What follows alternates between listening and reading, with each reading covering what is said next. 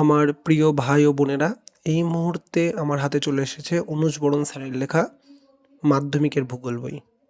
এটি বাজার চলতি অন্যান্য ভূগোল বইয়ের মধ্যে অন্যতম সেরা একটি বই। আমরা যদি বইটা খুলি তাহলে আস্তে আস্তে এর ভিতরে গেলে আমরা দেখতে পারবো বইটি কত সুন্দরভাবে লেখা। এটি অনেক তথ্য সমৃদ্ধ।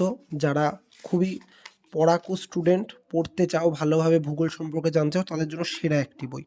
আমরা প্রথমেই যদি প্রথম অধ্যায়ে যাই, এখানে দেখতে পারবো গুরুত্বপূর্ণ যতগুলি পয়েন্ট আছে সেগুলি